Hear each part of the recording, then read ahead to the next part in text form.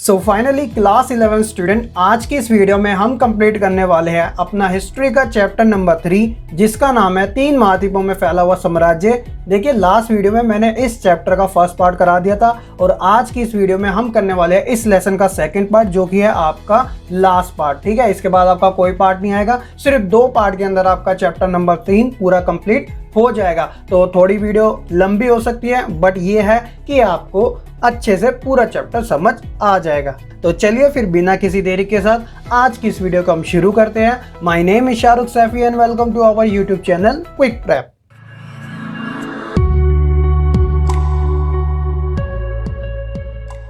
तो student, last video के last topic में हमने रोमन साम्राज्य के 3री शताब्दी के संकट के बारे में जाना था और उसके बाद जो हमने कंटिन्यू करना है वो यहीं से करना है। तो बात की जा रही है रोमन साम्राज्य के अंदर लिंग, साक्षरता और संस्कृति के बारे में। मैंने आपको पहले बता दिया था। अब जो हम यहाँ से पढ़ेंगे वो रोमन साम्राज्य के अंदर जो लोग निवास करते थे उनकी संस्कृति किस प्रकार की थी, वह कितने साक्षर हुआ करते थे, साथ ही वहाँ पे लिंग से संबंधित, कहने का मतलब पारिवारिक और स्त्रियों की स्थिति और साथ ही विवाह जैसी जो परंपराएं थी वो किस प्रकार की हुआ करती थी। आइए जानते हैं इनके बारे में। तो सबसे पहले हम जानते हैं रोमन साम्राज्य में पारिवारिक जीवन के बारे में और स्त्रियों की जो स्थिति होती थी वो किस प्रकार की होती थी। तो देखिए, क्या है कि रोमन साम्राज्य में एकल परिवार का व्यापक रूप से चलन होता था। अब बात आती है कि ये एकल परिवार क्या होता है। अगर आप मेरी वीडियो पहले से देखते आ रहे हैं अलग अलग सब्जेक्ट की, तो एकल परिवार का जिक्र बहुत बार आ चुका है। तो एकल परिवार यानी कि जिसे हम इंग्लिश में न्यूक्लियर फैमिली कहते हैं, जिसके अंदर मम्मी पापा और उनके बच्चे होते हैं। आज के समय में एकल परिवार जो है काफी तेजी से वृद्धि कर रहा है, खासकर नगरों के अंदर। तो रोमन साम्राज्य में भी जो एकल परिवार था, न्यूक्लियर फैमिली थी, वो काफी ज्यादा पॉपुलर हुआ करती थी। जो वयस्क होते थे, वयस्क किन्हें कहा जाता है, अडल्ट, जिनकी 18 साल से ऊपर की एज हो जाती है, तो वयस्क पुत्र अपने पिता के परिवार के साथ नहीं रहते थे, क्योंकि चलन ही एकल परिवार का था। वयस्क के यानी जो बड़े भाई होते थे वह भी परिवार के साथ शेयर में नहीं रहते थे, अलग रहा करते थे। जो दास थे, जिन्हें हम गुलाम कहते हैं, वह भी परिवार का अंग माना जाते थे। तो देखिए कितनी बड़ी बात है, जो गुलाम होते थे, एक प्रकार से जो नौकर होते थे, उन्हें भी परिवार का हिस्सा माना जाता था। तो ये तो था आपका पारिवारिक स्थिति के बारे में। अब हम यहाँ से जानते हैं रोमन साम्राज्य के अंदर जो विवाह प्रणाली थी वो किस प्रकार की थी। तो देखिए, प्रथम शताब्दी में विवाह का एक ऐसा रूप था कि पत्नी अपने पति को अपनी संपत्ति, देख लीजिएगा, अपनी संपत्ति हस्तांतरित यानी कि ट्रांसफर नहीं करती थी। ठीक है, पहली चीज तो ये हुई। हालांकि महिला का जो दहेज होता था, जिसे हम डॉरी कहते हैं, विवाह के बाद उसके पति के पास चला जाता था। आज की परंपरा में भी ऐसा ही होता है, लेकिन वह अपने पति की उत्तराधिकारी होती थी। यानी कि अगर पति को कुछ हो जाए तो सारी की सारी संपत्ति का जो हक होगा वो किसको मिलेगा, पत्नी को मिलेगा। और जबकि भारतीय इतिहास की अगर बात की जाए तो उसके अंदर जब किसी पुरुष की मृत्यु हो जाती थी तो संपत्ति किसे मिलती थी, पुत्र को मिलती थी, किसी मेल को ही मिला करती थी। लेकिन रोमन साम्राज्य में ऐसी परंपरा नहीं थी, वह उत्तराधिकारी होती थी महिला किसकी, अपने पति की, जब कुछ से कुछ हो जाए तो इस प्रकार महिलाओं को संपत्ति के स्वामित्व एवं संचालन के लिए व्यापक कानूनी अधिकार भी प्राप्त थे। और साथ ही तलाक देना ना काफी आसान हुआ करता था। तलाक मतलब डाइवोर्स। ठीक है, तो पुरुषों का जो विवाह होता था वह 28 से 32 की उम्र में होता था। अगर आज के समय में अगर बात की जाए तो कितनी बड़ी एज मानी जाती है, यहाँ पे तो लोग 18 साल के बाद ही कर लेते हैं, लेकिन रोमन साम्राज्य में 28 से 32 के जो युवक होते थे, या यूं कहा जाए जो यंग पर्सन होते थे, उनका विवाह होता था। और महिलाओं की जो एज होती थी वो 16 से 23 की उम्र में हुआ करती थी। और आज के समय में भी यही उम्र चलती है महिलाओं में, लेकिन पुरुषों में थोड़ी ज्यादा बता रखी है, पुरुष इससे पहले कर लेते हैं। विवाह जो था वह परिवार के द्वारा ही तय किया जाता था और आज के समय भी ऐसा ही है। लेकिन आजकल लव मैरिज भी काफी तेजी से बढ़ रही है। लोग अपने आप को ज्यादा इंडिपेंडेंट मानने लगे हैं, अपना राइट्स मानने लगे हैं, क्योंकि कानून उन्हें ऐसी सहायता प्रदान करता है। ठीक है, तो ये तो था आपका रोमन साम्राज्य के अंदर विवाह संबंधित सारी प्रणाली। आई होप कि आपको अच्छे से समझ आ चुकी होगी। अब हम बात करते हैं रोमन साम्राज्य के अंदर पुरुष प्रधान परिवार के बारे में। तो देखिए, पुरुष प्रधान की जब बात आ जाती है तो एक प्रकार से जो राइट्स हो जाता है ना, वो मेल के पास चले जाता है, क्योंकि यहाँ पे जो प्रधान होता है वो खुद ही पुरुष है, यानी मेल है। तो देखिए, परिवार जो था वो पुरुष प्रधान होते थे। पारिवारिक जीवन की दृष्टि से महिलाओं की स्थिति अच्छी नहीं होती थी। महिलाओं पर उनके जो पति होते थे वो काफी ज्यादा हावी रहते थे और वे अपनी पत्नियों को बुरी तरह पीटा भी करते थे। अवांछित बच्चों यानी कि जो अनप्लान, जो कि बिना प्लानिंग के ही पैदा हो जाते हैं, तो उनके मामले में क्या था, पिता को यह अधिकार होता था कि वह जीवित रखे उसे या फिर मार दे। और एक चीज और है कि शिशु को मारने के लिए उसके पिता उसे ठंड में भी छोड़ देते थे। ऐसे एग्जाम्पल भी हमें देखने को मिले हैं। तो पुरुष प्रधान परिवार कितना गलत तरीके से रिप्रेजेंट किया जाता था उस समय, आप इस बारे में अच्छी जानकारी समझ सकते हैं। तो बच्चों, ये तो था रोमन साम्राज्य के संदर्भ में परिवार से संबंधित, विवाह से संबंधित और स्त्रियों की स्थिति से संबंधित। आई होप कि आपको तीनों ही टॉपिक अच्छे से समझ आ चुके होंगे। यहाँ से हम बात करते हैं रोमन साम्राज्य के अंदर साक्षरता और संस्कृति के बारे में। तो सबसे पहले हम जानते हैं साक्षरता, ये क्या होती है, लिटरेसी। ऐसे बहुत बच्चे अभी भी जिन्हें साक्षरता के बारे में नहीं पता। तो देखिए, साक्षरता का जो अर्थ होता है वो ये होता है कि एक इंसान अपने जीवन में पढ़ सके, लिख सके और सामान्य ज्ञान हासिल कर सके, यानी कि जो जमा गुणा भाग होते हैं वो आसानी से कर सके, तो वह व्यक्ति क्या कहलाता है, साक्षर कहलाता है। आप मुझे कमेंट करके बताइएगा, अभी जो भारत की जो लिटरेसी रेट आया है उसके अंदर ऐसा कौन सा राज्य है जो नंबर 1 पे आया है, और साथ ही उसका जो लिटरेसी रेट है वो कितना है। तो आप कमेंट करके मुझे जरूर बताइएगा, ठीक है। तो देखिए, रोमन साम्राज्य की साक्षरता की अगर बात की जाए तो ये काम चलाऊ होती थी। उदाहरण की भी बात दे रखी है यहाँ पे, जैसे पंपोई नगर। पंपोई नगर क्या था, ये ज्वालामुखी विस्फोट से दफन हो गया था, क्योंकि आप जानते हैं कि जब ज्वालामुखी फटती है तो जो उसके आसपास के नगर होते हैं वह पूरी तरीके से पतन हो जाता है, अंत हो जाता है उनका। तो इस नगर की मुख्य गलियों में दीवार पर अंकित विज्ञापन पाए गए थे, किसने, इतिहासकारों को। और जो ये पूरा शहर था ना वह अभिरेखन था। अभिरेखन का मतलब क्या था, ग्राफिटिक था। कहने का मतलब काफी ज्यादा डिजाइनिंग यहाँ पे बनाई गई थी। तो इससे ये पता चलता है कि लोग जो थे ना यहाँ पे काम चलाऊ ही थे। कहने का मतलब उनके पास जो शिक्षा थी ना वो काम चलाऊ वाली हुआ करती थी। तो आप इस बात का अंदाजा लगा सकते हैं। अब हम बात करते हैं रोमन साम्राज्य की संस्कृति के बारे में, यानी उनका कल्चर किस प्रकार का था, लोग किस प्रकार से रहा करते थे। तो संस्कृति की जब बात आती है तो देश में धार्मिक संप्रदायों तथा स्थानीय देवी देवताओं में भरपूर विविधताएं देखने को मिलती थी। बोलचाल की यहाँ पर अनेक भाषाएं काफी चलन में हुआ करती थी। वेशभूषा की विविध शैलियां अपनाई जाती थी। तरह तरह के लोग भोजन किया करते थे। सामाजिक संगठन के काफी ज्यादा अलग अलग रूप भी हुआ करते थे, और यहाँ पर बस्तियों के भी अनेक रूप हुआ करते थे। तो ये तो थी रोमन साम्राज्य की काफी सिंपल सी संस्कृति। आई होप कि आप इसके बारे में भी अच्छे से समझ चुके होंगे। तो ये तो थे हमारे 3 टॉपिक, जिसके अंदर रोमन साम्राज्य के संदर्भ में हमने लिंग से संबंधित, साक्षरता से संबंधित और संस्कृतियों से संबंधित तीनों के बारे में अच्छी जानकारी हमने प्राप्त की। आई होप कि आपको ये भी अच्छे तरीके से अब समझ आ चुकी होगी। अगला जो हमारा क्वेश्चन है बच्चों, उसको आपको ध्यान से समझना है, क्योंकि क्या होता है कि ये जो क्वेश्चन है ना प्रीवियस ईयर में एज इट इज पूछ लिया गया है, तो आपको इसके ऊपर अच्छे से फोकस रखना है। थोड़ा बड़ा है लेकिन काफी इजी है। तो इसका नाम है रोमन साम्राज्य का आर्थिक विकास, यानी कि इकोनॉमिकल डेवलपमेंट किस प्रकार का था। तो एक तरीके से आपको जानकारियां बतानी है कि रोमन साम्राज्य के अंदर आर्थिक विकास था वो किस प्रकार से होता था। तो देखिए क्या बात की जा रही है, रोम के साम्राज्यों में बंदरगाह समझते हो ना, पोर्ट जिसे हम कहते हैं, पत्तन जिसे हम कहते हैं। तो बंदरगाहों, खानों, खदानों, ईंट भट्टी, जैतून के तेल की फैक्ट्रियां आदि की संख्या क्या थी, काफी ज्यादा अधिक थी। तो एक प्रकार से यहीं से आपको पता चल रहा है आर्थिक विकास के बारे में। और परिणाम क्या था कि साम्राज्य का जो आधारभूत आर्थिक ढांचा था ना, जिसे हम बेसिक कहते हैं, तो वो काफी ज्यादा स्ट्रॉन्ग था। गेहूं, अंगूरी शराब तथा जैतून का तेल जो था ना वह मुख्य व्यापारिक मदे होती थी, और इनका बहुत अधिक मात्रा में प्रयोग भी हुआ करता था। एब्सोल्युटली यही चीज होती है, जब किसी के पास जिसकी ज्यादा मांग होती है, अगर वो आपके पास अच्छी मात्रा में उपलब्ध है तो क्या होता है कि इससे आपकी आर्थिक शक्ति काफी ज्यादा मजबूत होती है। और ये क्या था कि यह मुख्यतः स्पेन, गैलिक प्रांतों, उत्तरी अफ्रीका, मिस्र तथा इटली से आती थी, क्योंकि वहाँ इन फसलों के लिए जो स्थिति थी वह अनुकूल होती थी। अनुकूल और प्रतिकूल समझते हो ना, फेवर में और अगेंस्ट में। तो यहाँ पे जो खेती होती थी इनकी वह काफी फेवर में हुआ करती थी, ठीक है। शराब, जैतून का तेल तथा अन्य तरल पदार्थों की ढुलाई एक प्रकार से मटकों या फिर कंटेनरों में होती थी, जिन्हें क्या कहा जाता था, एम्फोरा कहा जाता। कंटेनर आप समझते हो ना, जैसे एक प्रकार से आज के समय जैसे एक डोलू होता है ना, जो साइड में दोनों के हथकंडे लगे होते हैं, जिससे ग्रिप करके आसानी से पकड़ा जाता है। तो इन्हीं के अंदर क्या था, शराब, जैतून का तेल और अन्य तरल पदार्थ को क्या रखा जाता था, ठीक है।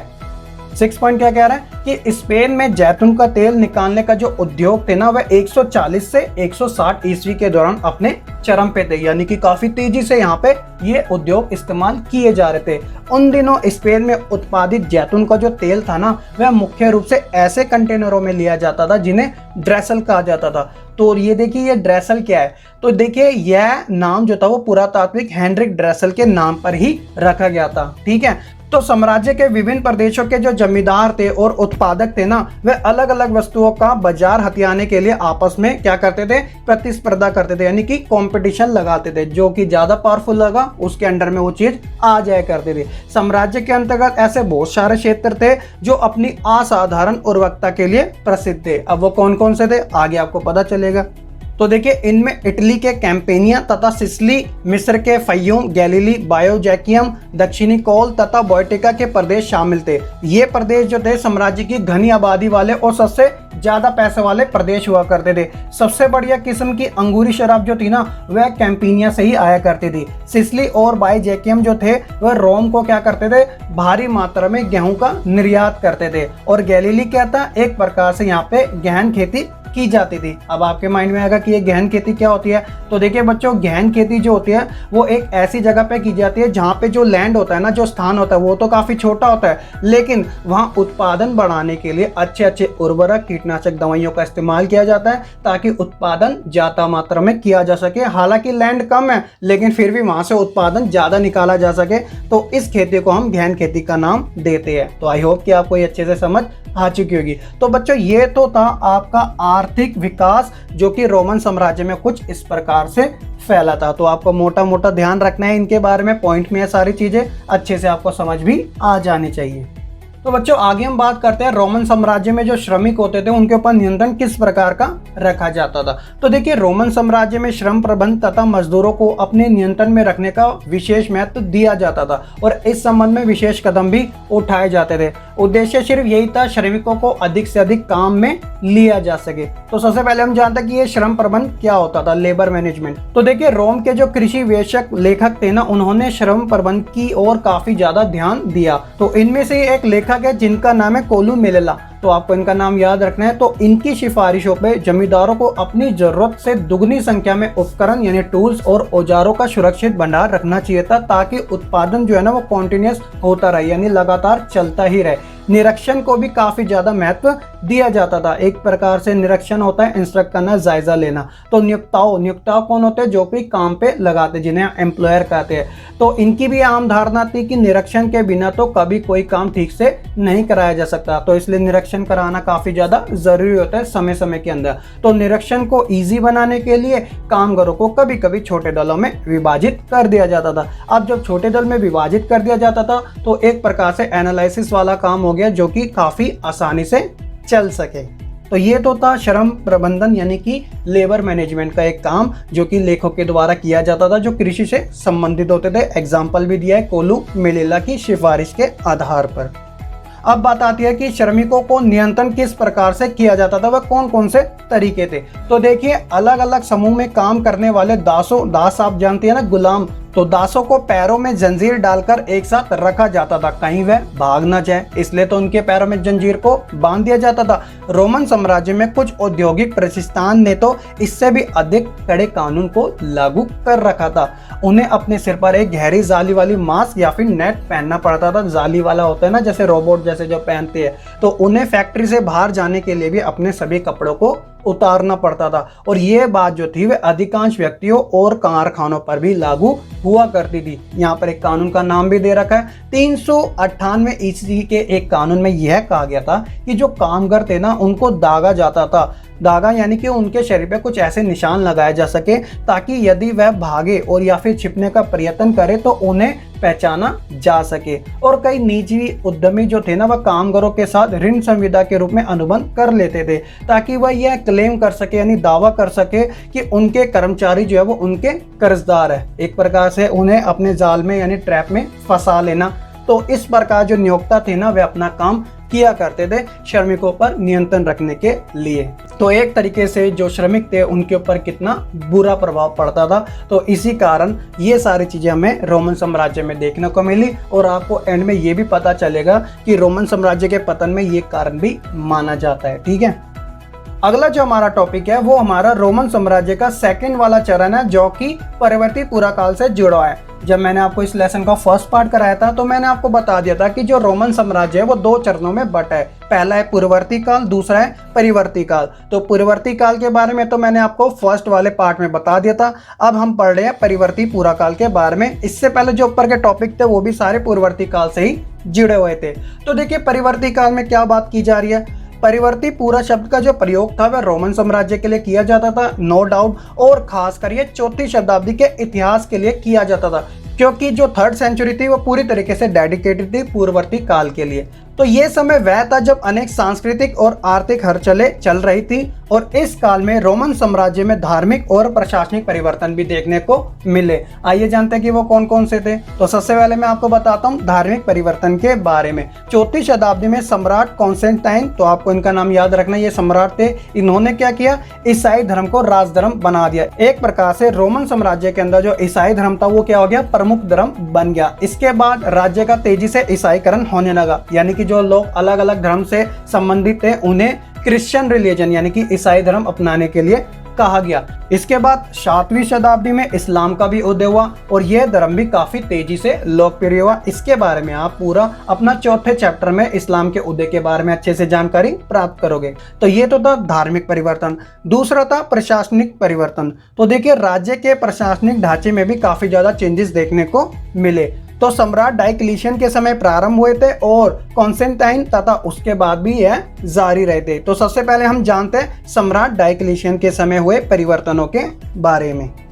तो सम्राट डायक्लिशियन के समय में हुए परिवर्तन में क्या था कि जो साम्राज्य का जो विस्तार था ना वह बहुत अधिक हो चुका था, काफी फैल चुका था। उसमें अनेक प्रदेशों का सामाजिक व आर्थिक दृष्टि से कोई महत्व नहीं था, यानी कि ऐसी जगह थी जो कि सामाजिक और आर्थिक दृष्टि से कोई ज्यादा इंपॉर्टेंस नहीं मानी जाती थी। तो इसलिए सम्राट डायक्लिशियन ने क्या किया, जो महत्वहीन प्रदेश थे ना जिनकी जरूरत ही नहीं थी, तो उनको छोड़ के साम्राज्य को छोटा बना लिया, क्योंकि जो फालतू की चीजें थी उन्हें हटा दी और अपना जो साम्राज्य था उसे काफी ज्यादा छोटा कर लिया। तो उन्होंने जब अपने साम्राज्य को छोटा बनाया तो उसमें उन्होंने किले बनवा दिए, उसका पुनर्गठन कर दिया जितने भी प्रांत थे, और असैनिक और सैनिक के जो कार्य थे ना उनको पूरी तरीके से अलग कर दिया। सेनापतियों को अधिक सहायता प्रदान कर दी। इससे क्या हुआ, जो सैन्य अधिकारी थे ना वो और ज्यादा पावरफुल बन गए, यानी कि शक्तिशाली हो गए। तो ये तो थे बच्चों सम्राट डायक्लिशियन के समय प्रशासनिक परिवर्तन। अब हम जानते हैं कॉन्स्टेंटाइन के समय में जो परिवर्तन हुए थे वो कौन कौन से थे। तो बच्चों यहाँ पर आप अपनी स्क्रीन पर एक मूर्ति भी देख सकते हो, वो किसकी है, सम्राट कॉन्स्टेंटाइन की है, और किस समय की है ये, 313 ईस्वी की। तो देखिए कॉन्स्टेंटाइन के समय जो परिवर्तन हुए थे वो कौन से थे। तो देखिए बच्चों कॉन्स्टेंटाइन ने क्या किया था, कुस्तुनतुनिया का निर्माण कराया था और उसे साम्राज्य की दूसरी राजधानी बना दिया था। तो यहाँ आप अपने मैप पर भी देख सकते हैं, ये रहा आपका कुस्तुनतुनिया जो कि काला सागर के पास में थी। ठीक है, तो ये जो राजधानी थी वो तीनों ओर समुद्र से घिरी हुई थी। तो यहाँ आप देख सकते हैं अपने तीनों साइड में, देखे यहाँ पर भी, यहाँ पर भी और यहाँ पर भी, ये पूरी तरीके से पानी में फैली हुई थी, यानी समुद्र में फैली हुई थी। जब नई राजधानी बनी तो उसके लिए सेनेट की आवश्यकता होती थी। आप बच्चों को अच्छे से अब पता ही चल चुका होगा सेनेट कौन थे। ये एक शक्तिशाली समूह था जिन्हें अभिजात वर्ग के नाम से ही जाना जाता था। तो इसलिए चौथी शताब्दी में शासक वर्गों का बहुत तेजी से विस्तार हुआ था। ठीक है, तो बच्चों ये थे आपके परिवर्ती पूरा काल के समय धार्मिक और प्रशासनिक परिवर्तन। आई होप कि आपको अच्छे से समझ आ चुके हैं। अगला जो हम टॉपिक पढ़ रहे हैं बच्चों वो आपका इस लेसन का लास्ट टॉपिक है, जिसका नाम है रोमन साम्राज्य के पतन के कारण। तो हम जानेंगे कि ऐसे क्या रीजन रहे थे कि जो 3 महाद्वीपों में फैला हुआ साम्राज्य था रोमन साम्राज्य, वह अंत हो गया, उसका नष्टीकरण हो गया। तो देखिए पतन का सबसे बड़ा कारण था साम्राज्यवाद। तो सबसे पहले साम्राज्यवाद क्या होता है, तो देखिए साम्राज्यवाद का अर्थ ये होता है कि जब एक शक्तिशाली देश एक ऐसे देश के ऊपर आक्रमण करता है कि वह वहां के आर्थिक, राजनीतिक, सामाजिक सभी नियंत्रण अपने काबू में कर ले। इसका बेस्ट एग्जांपल यही है, कौन सा, जब भारत के ऊपर अंग्रेजों ने औपनिवेशिकरण शुरू किया था। क्योंकि जब वह शुरुआत में यहाँ पर आए थे तो उन्होंने देखा था कि जो भारत के लोग थे वह पढ़े लिखे ज़्यादा नहीं हैं, वो यहाँ पर 1600 ईस्वी में व्यापार करने आए थे और धीरे धीरे उन्होंने क्या किया, भारत की आर्थिक, सामाजिक, राजनीतिक सभी गतिविधियों पर अपना नियंत्रण काबिज कर लिया। तो ऐसे ही रोमन साम्राज्य के ऊपर हुआ था जब मैंने आपको तीसरी शताब्दी के संकट के बारे में बताया था, जब ईरान से लेकर जर्मन मूल के निवासियों ने बार बार रोमन साम्राज्य के ऊपर हमला जारी रखा था। ठीक है, तो पतन का सबसे बड़ा कारण था साम्राज्यवाद।